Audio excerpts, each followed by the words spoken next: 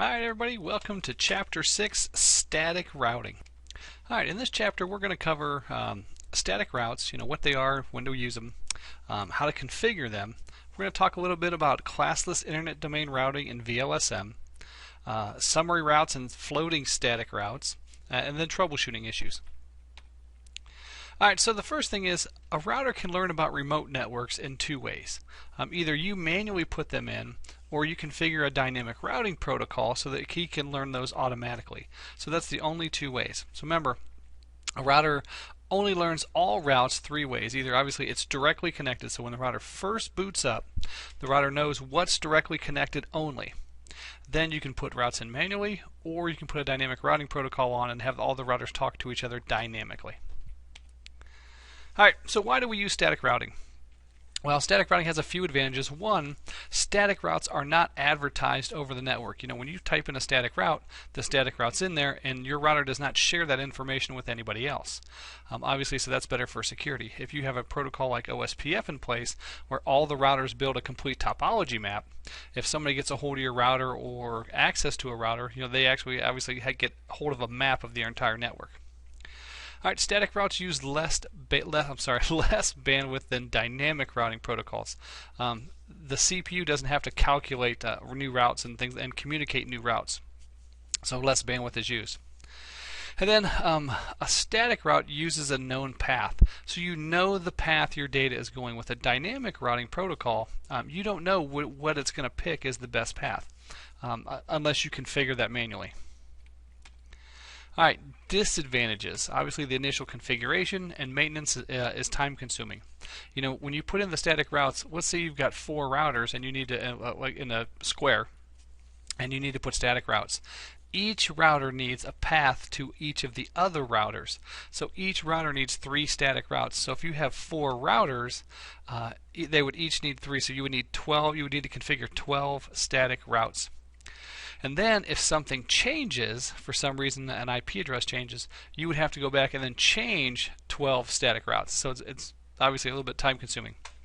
Obviously the configuration is error prone. I mean, everybody fat fingers something, especially if you're in like a large network.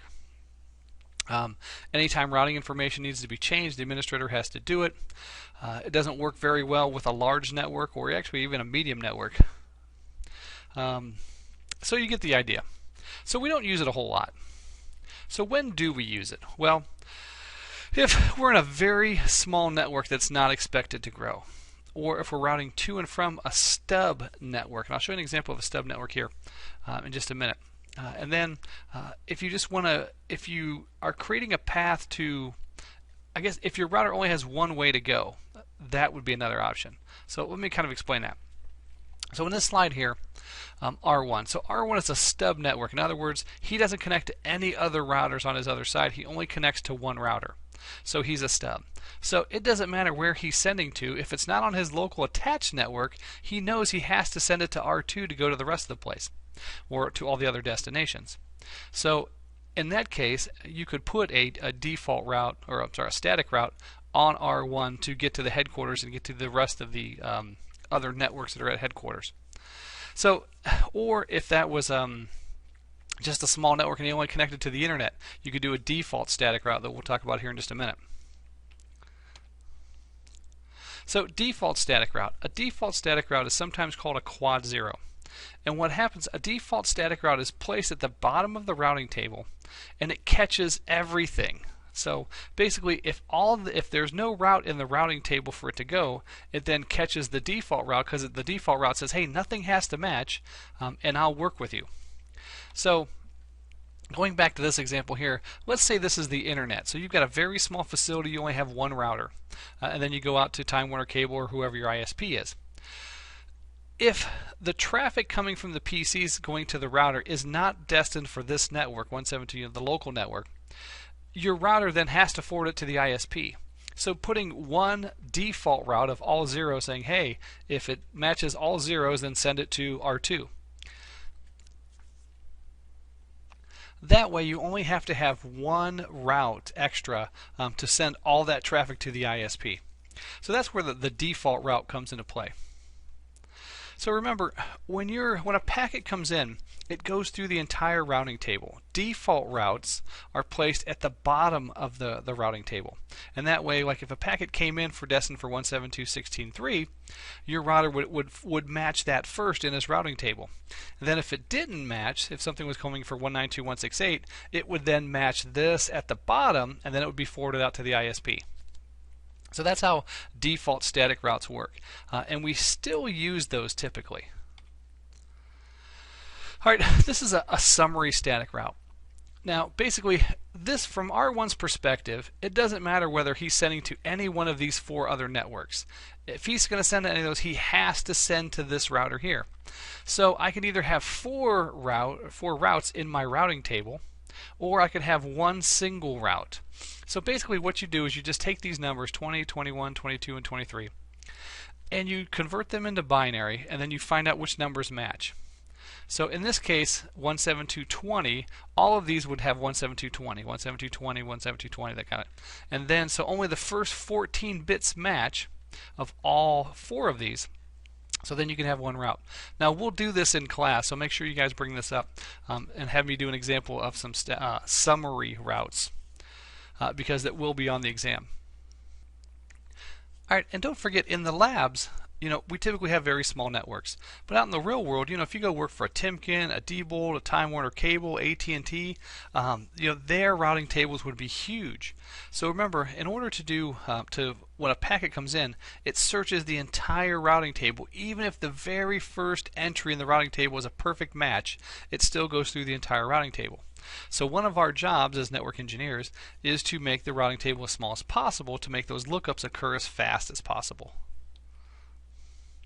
All right, a floating static route. These are kind of neat.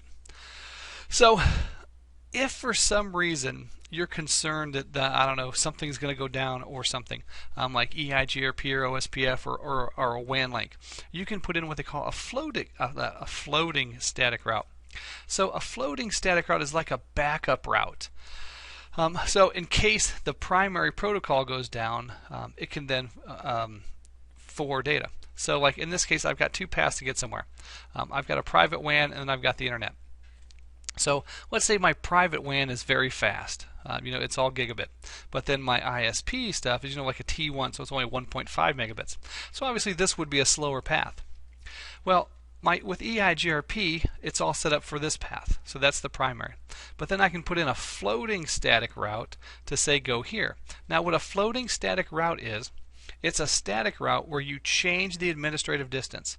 Remember, by default, all static routes have an administrative distance of 1. Remember, connected is 0, static routes are 1, EIGRP is 90, OSPF is 110, and then RIP is 120. So what you do is you just put the normal static route in, followed by a new administrative distance number, and that way it's not always like it doesn't always take precedence over EIGRP or something like that. So like in this case here, let's say I'm using EIGRP to go this way. So EIGRP has an administrative distance of 90. Then I put a static route here that does an administrative distance of 91. Well, when this route goes down for some reason, then the static route would be used, the floating static route. So a floating static route is a static route where you change the administrative distance. They're typically used as backup routes in case something goes down. Alright, so to make a static route, the command from global mode is just IP space route space the network you're going to space the subnet mask, followed by either the IP address of the next hop or the exit interface. Now, there's a reason to use one over the other, and we'll talk about that in just a minute. But the next hop can be an IP address, it can be an exit interface, so you can end it with either of those options. So it looks like this. Oops, sorry, it does not look like that. Give me a sec. Alright, it looks like this. So when you put in your routes, just IP space route space in order to get to 172.16.1.0/255.255.255.0, I would exit out my serial 000 interface. Remember, anytime your router has a name showing, like a serial interface or a fast Ethernet interface, something like that, it has a serial or FA, that is your router. Your router knows his interfaces by name. When there's an IP address, it's typically the next hop, the other router. So in this case, if I'm trying to get to, this network up here, 172.16.1 from R1, he's going to send the data out his serial 000. So the data is going to come out this hole, which means it has to go to R2, and then R2 is locally connected to that. So that's a static route. IP space route space the target network, or I'm sorry, the network you're trying to get to, space either your exit interface or the next hop IP address. Now, we prefer to use the exit interface. And the reason for that is, back to this slide, is the recursive lookup. Basically what happens is, let's say you've got, let's go back to this. Let's say instead of S000, I put in 192.168.2.2. So basically, when the packet came in destined for 172.16.1, the route would go through the routing table and say, oh, okay, I found a route for 172.16.1, and it says go out to 172.16.2. Then I'd have to go back to the routing table and do a second lookup for 172.16.2. Then I would find that in the routing table, then I would send the packet out. So if you end your static route with a target's IP address, you have to do two lookups, one for the target network and then one for the next hop address. So again, that's called a recursive lookup. And we typically want to avoid that. So if you end your static routes with interface names, it does not have to do that. There's only one search. Plus, you're kind of in more control. If the other guy changes his IP address for any reason or something like that, you're kind of covered. Although why he'd ever do that, I have no idea. Plus you would know about it because then your router wouldn't work together.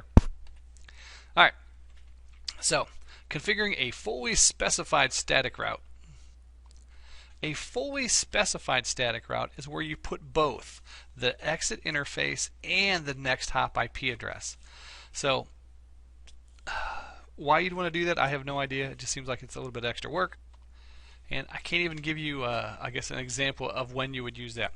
But as far as your book goes, a fully specified static route has a next hop address and your exit interface. All right, so how do you verify a static route? Well, ping and trace route are obviously the big ones, and then you can do obviously show IP route to see what's in your routing table, show IP route static to see the static networks or static routes that you put in, or show IP route space 192.168, the target network that you put in for the static route, to show if that static route's in there. So any of those will work. Now, don't forget, static routes are one way. Meaning, just because you put a static route to get to your neighbor does not mean your neighbors put a static route to get back to you. So typically, if you see when you do a ping, if you see destination host unreachable, well, it means your packet probably did not get there. But if you see request timed out, typically that means your packet got there and did not get back, so there's no return route. So again, now that's just a rule of thumb, that's not set in stone, but that'll give you kind of a clue of which way to go. Alright, so a default static route. IP space route space quad 0 space quad 0, meaning nothing has to match, space, and then either the next hop IP address or the exit interface. So we typically do that with an exit interface. And again, the default static route is like a little bucket at the bottom of the routing table that catches everything so that no packets are dropped. They're all forwarded out to the next hop. Alright, so again, here, for R1's point of view, if any packet comes in other than 172.16.3.0, he knows he's got to forward it to R2 because he's got nowhere else to go. So in that case, instead of putting in a route to here and a route to here and a route to here, all R1 has to do is do IP space route quad zeros space send to 172.16.2.2. And then that would send anything that he doesn't know about, which would be anything other than 172.16.3, to R2, and then let R2 handle it. Now R2, because he's got two different paths, he can't really use a default route, but R3 could use a default route. So instead of having R1 have two routes and then R3 have two routes and then instead of having 6 routes in this whole network, you can get by with just 4 and eliminate 2 of those. So imagine what you can do, I guess, on a big network like the internet or something like that. So that's how we do a default route. Alright, again, to verify it, show IP route static, that kind of thing. And then at the bottom, you should see, like here, right underneath the legend, gateway of last resort is blah, and then you should see a static route with the quad zeros in there. Alright, IP6 routing, a little bit different. Remember, IP4 and IP6 are kept separate in the router, and they typically have separate commands. So it's IP route versus IPv6 route. Then after that, the command's the same. The network you're trying to get to, followed by either the address of the next hop or the exit interface. So same thing, can be the next hop IP address, or it could be the exit interface, and it looks like this. So here again, I'm on R1, and remember, we're just doing networks. We only route to network IDs or subnet IDs, depending on how you call those. So with IP6, we only ever need 64 bits of information because the last 64 bits is just host. So in this case, I'm going to academic 1, and then this is academic 4, this is academic 2, and academic 5. So IPv6 route space, in order to get to the 2 network, I send to 4.2. In order to get to the 5 network, I send to 4.2. In order to get to the 3 network, I send to 4.2. So here he's got 3 static routes that go to here, here, and here. Alright, and don't forget, if you're looking at this slide and this looks like gobbledygook to you because you were absent the day we covered IP6, make sure you bring it up in class so we can explain that again. Alright, so here they do it differently. So same 3 static routes, only here they're doing an exit interface. So remember, you can do exit interface or next hop. We prefer exit interface because it only results in 1 lookup in the routing table, where if you put a next hop IP address, it results in 2 lookups in the routing table. We want to avoid that. So IPv6 space route space the target network space where I send it to. So I'm sending it out my serial hole, my 000 hole. Alright, remember, fully specified has the exit interface and the next hop IP address. So IPv6 space route space, in order to get to the 2 network, I send it out 000 space, and my target is FE80:2, so the target. So exit interface and next hop IP address in a fully specified route. Alright, again, you verify the same way. Remember, everything's separate IPv6 and IPv4 routing tables. So show IPv6 route, show IPv6 route static, show IPv6 route, and then space the network that you're looking for. Now, the words ping and trace route still work the same, but anything else, like if it's show IP anything, to see the IP6 version, it's show IPv6 space that version. Alright, and then their default route is just IPv6 route space double colon. Remember, double colon means all zeros. So double colon /0 space the next IP address or the exit interface. So it would look like this: IPv6 space route space match everything space send to 4.2, which would be him right there. Alright, again, verifying, show IPv6 route. You should see it in the routing table, or show IPv6 route static to show just the static routes. And again, typically your quad 0 or your default static routes will appear at the bottom of the routing table. The router knows that, hey, that's a default route because it's all zeros, so I'm going to put it at the bottom. Alright, changing gears a little bit. Now we're going to talk about IP math a little bit more. So remember, in the beginning, when dinosaurs roamed the earth, they actually assigned out classful IP addresses. So you either got a class A, a class B, or a class C, something like that. So like I think General Electric has .3 or 3. So any IP address that starts with a 3, so 3 dot something something dot something is General Electric. That's kind of how they were selling addresses, but they quickly realized, hey, if we do this, we're going to run out of IP addresses. So before we move on, here's the ranges: class A, B, and C, and then D and E. So D is reserved for multicast, and then D is reserved, sometimes they call it experimental, things like that, but you have to get government permission for that one. Now, remember, what separates the classes is not the numbers, it's the bits. So they call these the high order bits. It's the very first octet. So if the number, if you convert the IP address, the very first number, to binary, if it starts with a 0 and then anything, it's a class A IP address.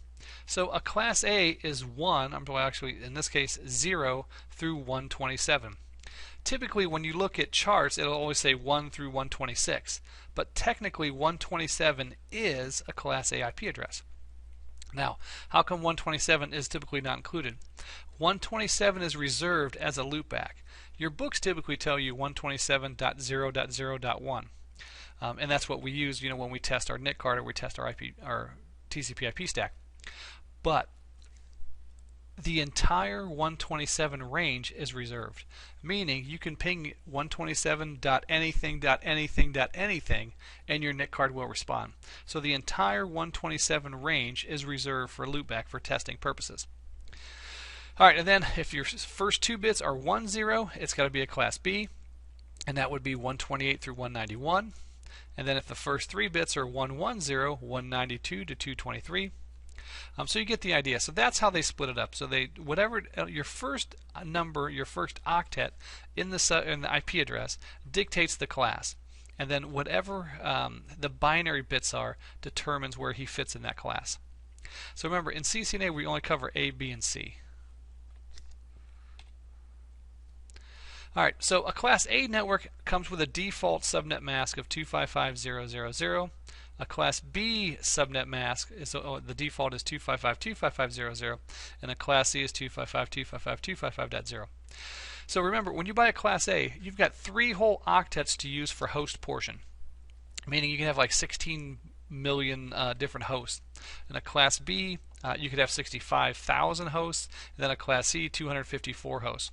And then obviously, in order to subnet, we start changing these zeros in the host portion into ones in the subnet mask.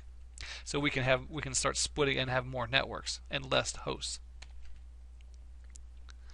So in classful routing, we routed by the class itself. So we didn't even use the subnet mask. We just looked at the class. So in this case here, hey, I would send it to 172.16.1.0.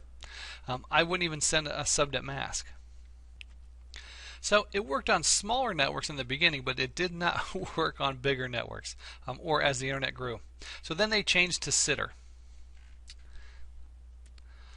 So initially, like the Class A's took up 1/2 of the IP scheme, and then Class B's 25%, Class C's 12%. So basically, a lot of addresses were wasted.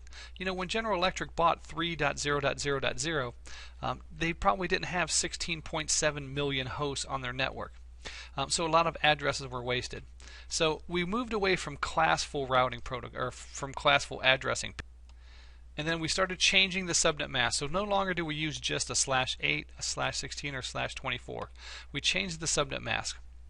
So whenever you change the subnet mask and you're no longer doing just classes, you have classless internet domain or classless internet or interdomain routing. So CIDR. So with sitter, you could change the subnet mask to give you just the amount of hosts that you actually need. So instead of buying an entire Class C because you have 100 hosts, and then which a Class C would give you 254 usable IP addresses, and you're going to waste 150 of those, you could just change the subnet mask, and you would only be using 126 addresses. All right. So again, we use classless internet domain routing to save addresses and do things more efficiently. And then here's an example of doing a static or a summary route with sitter. So basically, it doesn't matter which of these 6 networks I go to. I can either make 6 static routes, or I can make 1 static route. So if I only have to match 172.16, and I'm only matching the first 8, 9, 10, 11, 12, 13 bits, then all of these match this. So I can either do 1 route, or I can do 6 routes. Again, if after reading your book you're weak on route summarization, make sure you bring it up in class, and I will do some examples to make sure you understand this. Alright, so now we do classless internet routing protocol. So with classless, we send a subnet mask because the subnet mask is not going to be standard. With classful routing, it just looked at the IP address. So if it was 172, it knew it was a Class B, and it automatically assigned to 255.255.0.0. But with classless routing, we can change the subnet mask. So just because it says 172.16 does not mean it's going to get a /16 subnet mask. It could have a /14. All right, with VLSM, we also change the size of the subnet mask. So when we first learn IP math, basically what we do is we split a network up into equal portions. We either split it up into 4 equal portions or 8 equal portions or 16 equal portions, something like that. So that's CIDR, C-I-D-R. But with variable length subnet mask, we now change it into unequal portions. We may have a bunch of 30s, and then we must have a bunch of addresses with just 2 addresses needed. So the sizes of the pieces of pie are obviously going to be different. So variable length subnet mask allows us to have a different subnet mask for each subnet, so we can save addresses. So imagine you get a headquarters office with 100 users, and then you've got a satellite office with 50 users, then you have a second satellite office with only 20 users. There's no need to give them all a Class C IP address. When you can take one Class C IP address, and then using VLSM, you can subnet that out. Alright, so we'll go over VLSM in class. Because once you learn CIDR, classless interdomain routing, and how to split a network up into 8, changing it to VLSM is actually pretty easy. Alright, you can also subnet a subnet. So basically, let's say somebody says, hey, break this subnet into blah. So you've got a whole bunch of different subnets. Let's say we broke it up into 8, and then you take one of those slices out of there, and then you break that up into multiple subnets. So you can actually subnet a subnet. And that's typically used in networks, and it looks like this.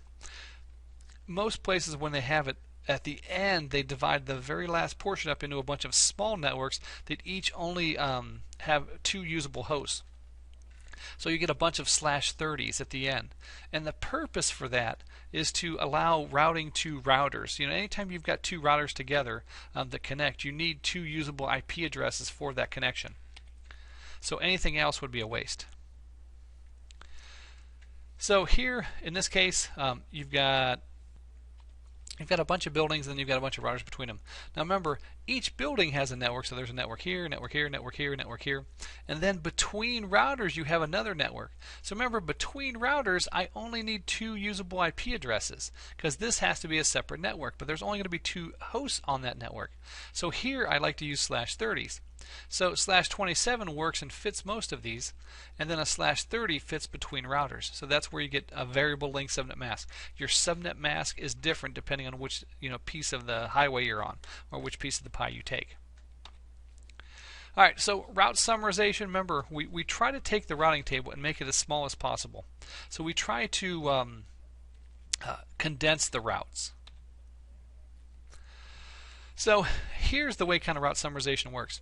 So if let's say my router goes to R2, and then on the other side of R2 there's all these different networks. So there's the 20, 21, 22, 23. What you want to do is you want to convert that to binary. Now 172 is all going to be the same. Then all the zeros are going to be the same. So in these examples, they always convert the whole thing, but you only need to convert the bit that's different. So in this case, 20, 21, 22, 23. This is the place that's different. This is what you need to convert. Once you convert these to binary, so this is 20 in binary, this is 21 in binary, 22 in binary, 23 in binary, then you just got to find which ones of these match. So in this case, 1, 2, 3, 4, 5, 6, the first 6 bits match. So if I know 8 plus 6 match, then I know my new subnet mask is going to be a /14. Then if I add this number up, it comes out to 20, because 16 and 4. So if I send something to 172.20.0.0/14, it matches all of those. So that's how we do a summary route. So again, summary routes help us to eliminate the extra routes in the routing table. Again, from R3's perspective, he needs 3 networks. He needs 3 routes in his routing table. 1, 2, and 3. So he can make those 3, or he can summarize those and say, hey, out of those 3 routes, these bits match on all 3 of them, so I can just route to this. So he can route to 172.16.0.0 with a /22 subnet mask, and that would match all 3 of these. Now with IP6, it works the exact same way. The problem with IP6 is we typically summarize, or we abbreviate some of the stuff. So here's the steps. Basically what you have to do is you have to expand the IP6 addresses back and then see what you can match. So in this case, you got R1, and here he has db8.feed, and then he's got a bunch of academics over here. So these four academics are all the same. They're all 2001 db8 space academic space, and then they get different here on the fourth quartet. So what you can do is you can just drop that, and then just IP route space 201 db8 academic, then your double colon, and you're only matching 45 bits, and then send it to this target address. So you can summarize IP6 addresses. And again, typically what we end up doing is we end up dropping this quartet. Remember, with IP6 we have 8 quartets. The first 4, 1, 2, 3, 4, are network, and then the second 4 are host. Sometimes I've heard them called hextets.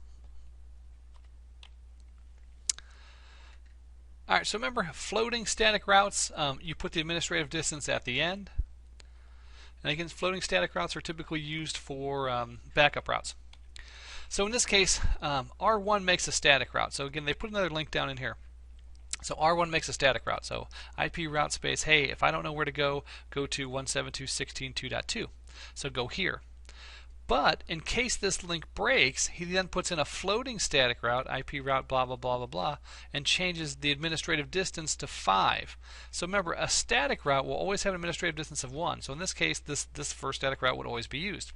But if that link goes down, then that route is removed from the routing table. Then this route takes priority. So it becomes the backup route, then it becomes used, and you get the idea. So again, it's just a floating static route is just a static route with a number behind it, which gives the static route a new administrative distance.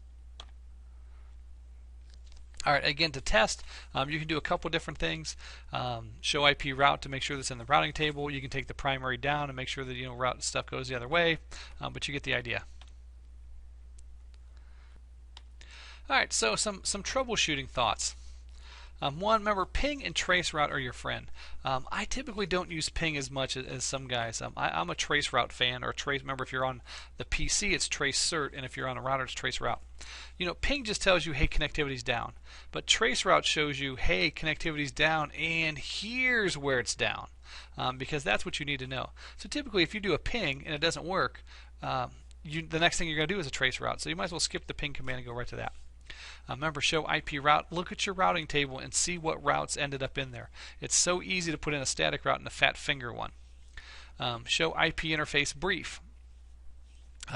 Look at the IP addresses that you put in. Look at the protocols and the status. Did I leave one administratively down? Stuff like that. And then show CDP neighbors detail. Did you put in a next hop IP address, and is that next hop IP address correct? Alright, so again, solving a connectivity problem, the first thing I typically do is do a trace route to see where the break is, and then I go to the last router that responded and I look to see the difference between that router and the next link in the chain. Is it a connectivity issue? Do I have connectivity? Is it an IP addressing issue? Are they both on the same network? And then is it an EIGRP? Is it a static route issue? Something like that. Now, and again, don't forget, just because you have a static route to get there does not mean they have a static route to get back. Especially if you're working with another organization. We used to work with another organization where we had a T1 between us, and we would put in a static route to go to there, especially when they had new networks that came in. And then they would sometimes forget to put one back to us because they were a huge place, and basically we would call somebody and say, hey, you need to do this, and then they would submit a ticket, and then would go to another company, and it would go to another department, that kind of thing. But eventually, we would have people working over there, and then they wouldn't be able to connect. And then they would call the other person's help desk, and they would say, oh, well, you're part of organization A, so you need to call organization A. So they would call us, and by that time they're kind of mad because they got the runaround. And then we would do a trace route and see that our stuff got into their network, but then it kind of died after that. So we realized that they did not have a return path. So it's great for stuff like that. Alright, so that kind of wraps up Chapter 6. Remember, static routes are nice for testing purposes, for troubleshooting purposes. Let's say you're setting up a dynamic routing protocol like EIGRP or OSPF, and for some reason you're like, man, something's not working right. Throw static routes in there to check connectivity and things like that. And then once you've got connectivity and stuff issues, then you can pull the static routes off. Or if you have very small networks. All right, remember, next hop IP addresses are typically, you don't want to use those. You want to do your exit interface. And remember, static routes have a default administrative distance of 1. Remember, floating static routes is just a static route with a different administrative distance at the end. And also don't forget that you can summarize the static routes, so that if you want, instead of having 4 or 5 static routes, you can summarize them typically into one static route. Alright, let's see what we've got in your folder this week. Alright, here's week 7. So if we go to materials, the only extra thing beside the slides, there's a video on Sitter and VLSM. That links here. So again, somebody walks you through that stuff. Again, especially the VLSM, when you guys come to class for lab day, make sure you mention that, and I will go over summary routes and VLSM for you. Alright, and then if we go to assignments, alright, so again, you got your quiz this week. You've got 3 labs. A and B, I think you guys do at home, and then lab C is the one that we'll work on together in class. So remember, A and B are labs that you're supposed to do at home. You do those at home before the actual class, and then when you come in, we have lab 6C. Then after 6C, there's 2 homework assignments that go in there. So these 2 drop boxes are for the homework only. Homework 6A, kind of easy. And then this is the one that we'll do in class, and then you'll drop it here. So A and B are not for grades. Again, they're for practice. Remember, guys, when you're done with this class and you graduate and you go to get a job, they're going to expect you to know this. You can't walk in there and say, hey, I got a 2-year degree from Stark State. Oh, that's great. Well, hey, show me how to do a static route. Duh, I don't know how. Pfft, guess who's not going to get a job? You. So you got to learn this stuff. You're not just trying to get a grade in class. You've got to understand this material. Take notes, keep your notes, and that way when you graduate and you get ready to start interviewing with these companies, you can refresh yourself on your notes and you can kind of be in there and be ready to answer these technical questions. Alright, well, that's enough for this week. I will see you guys in class, and we'll do some IP math. Hooray!